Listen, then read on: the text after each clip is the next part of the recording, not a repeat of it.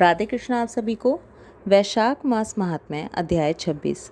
श्रुतदेव कहते हैं, इसके बाद व्याध सहित शंख मुनि ने विस्मित होकर उस अजगर से पूछा, तुम कौन हो और तुम्हें ये दशा कैसे प्राप्त हुई थी। उस सर्प ने कहा, पहले जन्म में मैं प्रयाग का एक ब्राह्मण था। मेरे पिता का नाम कुशीद मुनि और मेरा नाम रोचन था।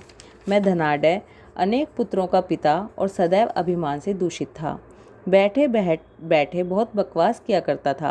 बैठना, सोना, नींद लेना, मैथुन करना, जुआ खेलना, लोगों की बातें करना और सूद लेना, यही मेरा व्यापार था। मैं लोक निंदा से डरकर नाम मात्र के शुभ कर्म करता था, सो भी दंभ के साथ। उन कर्मों में मेरी श्रद्धा नहीं थी। इस प्रकार मुझ दुष्ट और दुर्बुद्धि के कितने ही वर्ष बीत गए। इसके बाद इसी वैशाख मास में जयंत नामक ब्राह्मण प्रयाग क्षेत्र में निवास करने वाले पुण्यात्मा द्विजों को वैशाख मास के धर्म सुनाने लगे। स्त्री, पुरुष, क्षत्रिय, वैश्य और शूद्र हजारों श्रोता सुबह स्नान करके अविनाशी भगवान विष्णु की पूजा के बाद प्रतिदिन जयंत की कही हुई कथा सुनते थे। वे सभी पवित्र और मौन होकर उस भगवत कथा में अनुरक्त रहते थे। एक दिन मैं भी कौतूहलवश देखने की इच्छा से श्रोताओं की उस मंडली में जा बैठा। मेरे मस्तक पर पगड़ी बंधी थी, इसलिए मैंने नमस्कार तक नहीं किया और संसारी वार्तालाप में अनुरक्त हो कथा में विघ्न डालने लगा। कभी मैं कपड़े फैलाता, कभी किसी की निंदा करता और कभी जोर से हंस पड़ता था। जब तक कथा समाप्त हुई तब तक मैंने इसी प्रकार समय बिताया। इसके बाद दूसरे दिन सन्निपात रोग से मेरी मृत्यु हो गई। मैं तपाए हुए शीशे के जल से भरे हुए हलाहल नरक में डाल दिया गया और 14 मनवंतरों तक वहाँ यातना भोगता रहा। उसके बाद 84 लाख योनियों में जन्म लेता और मरता हुआ मैं इस समय क्रूर तमोगुणी सर्प होकर इस वृक्ष के खोखले में निवास करता था। सौभाग्यवश आपके मुखारविंद से निकली हुई अमृतमयी कथा को मैंने अपने दोनों नेत्रों से सुना, जिससे तत्काल मेरे सारे पाप नष्ट हो गए। मुनि श्रेष्ठ, मैं नहीं जानता कि आप किस जन्म के मेरे बंधु हैं, क्योंकि मैंने कभी किसी का उपकार नहीं किया है, तो भी मुझ पर आपकी कृपा हुई। जिनका चित्त समान है, जो सब प्राणियों पर दया करने वाले साधु पुरुष हैं, उनमें परोपकार की स्वाभाविक प्रवृत्ति होती है। उनकी कभी किसी के प्रति विपरीत बुद्धि नहीं होती। आज आप मुझ पर कृपा कीजिए, जिससे मेरी बुद्धि धर्म में लगे। देवाधिदेव भगवान विष्णु की मुझे कभी विस्मृति ना हो और साधु चरित्र वाले महापुरुषों का सदा ही संग प्राप्त हो। जो लोग मद से अंधे हो रहे हों, उनके लिए एकमात्र दरिद्रता ही उत्तम अंजन है। इस प्रकार अनेक भांति से स्तुति करके रोचन ने बार बार मुनि शंख को प्रणाम किया और हाथ जोड़कर चुपचाप उनके आगे खड़ा हो गया। तब शंख ने कहा, ब्राह्मण, तुमने वैशाख मास और भगवान विष्णु का महात्म्य सुना है। इससे उसी क्षण तुम्हारा सारा बंधन नष्ट हो गया।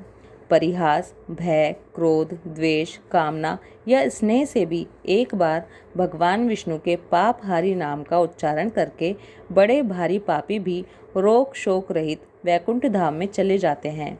फिर जो श्रद्धा से युक्त हो, क्रोध और इंद्रियों को जीतकर सबके प्रति दयाभाव रखते हुए भगवान की कथा सुनते हैं, वे उनके लोक में जाते हैं। इस विषय में तो कहना ही क्या है।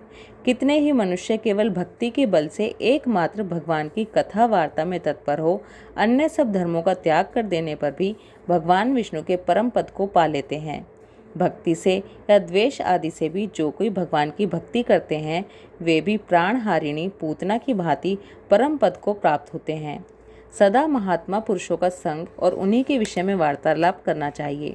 रचना शिथिल होने पर भी जिसके प्रत्येक श्लोक में भगवान के सुयश सूचक नाम है, वही वाणी जन समुदाय की पाप राशि का नाश करने वाली होती है, क्योंकि साधु पुरुष उसी को सुनते, गाते और कहते हैं।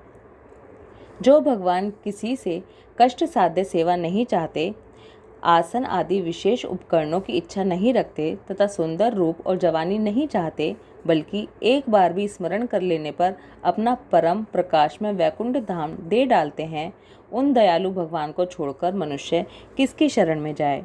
उन्हीं रोग शोक से रहित चित्त द्वारा चिंतन करने योग्य अव्यक्त दया निधान भक्त वत्सल भगवान नारायण की शरण में जाओ। वैशाख मास में कहे हुए इन सब धर्मों का पालन करो, उससे प्रसन्न होकर भगवान जगन्नाथ तुम्हारा कल्याण करेंगे। ऐसा कहकर शंख मुनि व्याध की ओर देखकर चुप हो गए। तब उस दिव्य पुरुष ने फिर से इस प्रकार कहा, हे मुनि, मैं धन्य हूँ। आप जैसे दयालु महात्मा ने मुझ पर अनुग्रह किया है। मेरी कुत्सित योनि दूर हो गई और अब मैं परम गति को प्राप्त हो रहा हूँ। ये मेरे लिए सौभाग्य की बात है। इस प्रकार कहकर दिव्य पुरुष ने शंख मुनि की परिक्रमा की तथा उनकी आज्ञा लेकर वो दिव्य लोक को चला गया। इसके बाद शाम हो गई। व्याध ने शंख को अपनी सेवा से संतुष्ट किया और उन्होंने सायंकाल की संध्या उपासना करके शेष रात्रि व्यतीत की। भगवान के लीला अवतारों की कथा वार्ता द्वारा रात व्यतीत करके शंख मुनि ब्रह्म मुहूर्त में उठे और दोनों पैर धोकर मौन भाव से तारक ब्रह्म का ध्यान करने लगे। इसके बाद शौच आदि क्रिया से निवृत्त होकर वैशाख मास में सूर्योदय से पहले स्नान किया और संध्या तर्पण आदि सब कर्म समाप्त करके उन्होंने हर्षयुक्त हृदय से व्याध को बुलाया।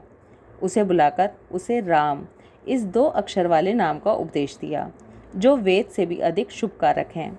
उपदेश देकर इस प्रकार कहा, भगवान विष्णु का एक एक नाम भी संपूर्ण वेदों से अधिक महत्वशाली माना गया है। ऐसे अनंत नामों से अधिक है भगवान विष्णु का सहस्त्र नाम। उस सहस्त्र नाम के समान राम नाम माना गया है। इसलिए व्याध, तुम निरंतर राम नाम का जप करो और मृत्यु के बाद मेरे बताए हुए धर्मों का पालन करो।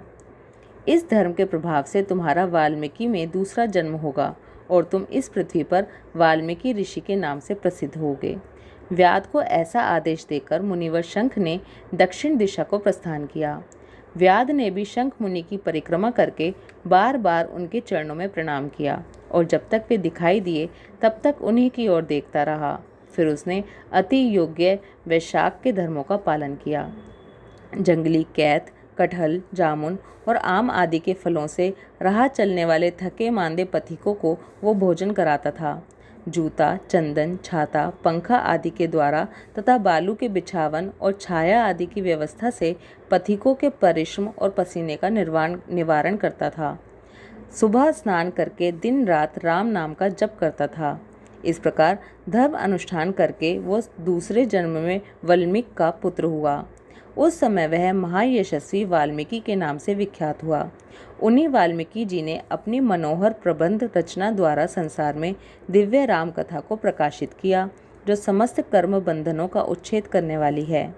मिथिलापते, देखो वैशाख का महात्म्य कैसा ऐश्वर्य प्रदान करने वाला है, जिससे एक व्याध भी परम दुर्लभ ऋषि भाव को प्राप्त हो गया। ये रोमांचकारी उपाख्यान सब पापों का नाश करने वाला है। जो इसे सुनता और सुनाता है वो फिर माता के स्तन का दूध पीने वाला नहीं होता।